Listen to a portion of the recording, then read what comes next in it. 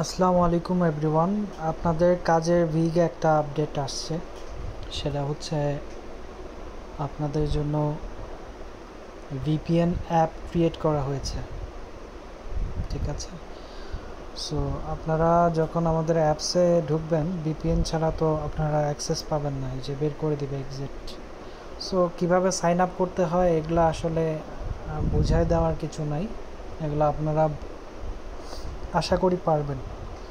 So main কাজটা হচ্ছে আমাদের ভিপিএন অ্যাপে, তো এখানে সাইন আপ করবেন।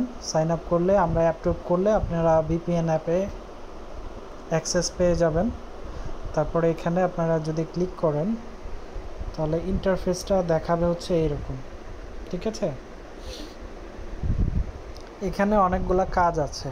ভিপিএনটা কানেক্ট করতে হলে আপনার প্রথমেই টাইম জোনটা চেঞ্জ করে নিতে হবে। এখানে দেখেন নিচে দেয়া আছে লোকেশন সার্ভিস অফ। হ্যাঁ, এখানে সার্ভার ইউরোপ বা লন্ডন, তার মানে আপনার ইউরোপের অনেকের ইয়াতে দেখাবে হচ্ছে ইউনাইটেড কিংডম বা লন্ডন, যে কোনোটা থাকতে পারে। এটা ফোন মানে ডিভাইস হিসেবে ভেরি করে আর কি। তো প্রথমে আমরা চেঞ্জ টাইম জোনে ক্লিক করব। এইখান থেকে আমরা এই যে অটোমেটিক্যালি যে টাইম জোনটা আছে এটা অফ করে দিব। অপশনটা অফ করে দিলে দেখেন নিচে দেখা যাচ্ছে বাংলাদেশ GMT+6। এখানে আমরা সার্চ করব লন্ডন। এই যে লন্ডন আমারটায় আছে, দেখেন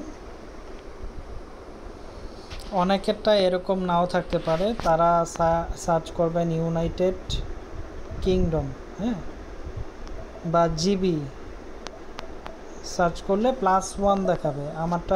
আমার ডিভাইসে যেহেতু লন্ডন লেখা আছে, তো লন্ডন আমি দেই। এই যে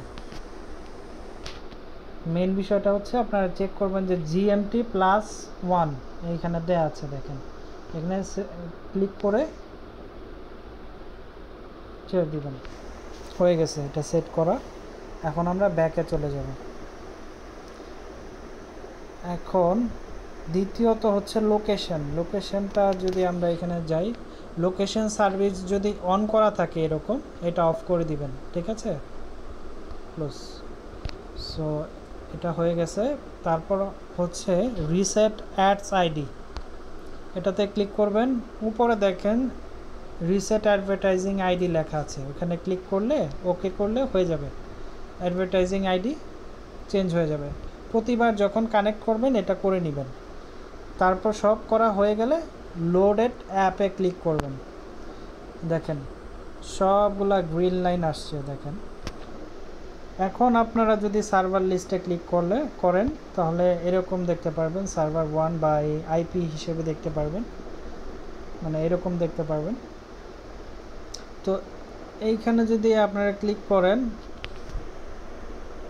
তাহলে এটা অ্যালাউ করে দিতে হবে, আর স্টার্টে ক্লিক করলেই আইপি কানেক্ট হয়ে যাবে। ঠিক আছে, এখন আইপি তো কানেক্ট হয়ে গেছে। এখন যদি আপনারা অ্যাপে ঢুকেন,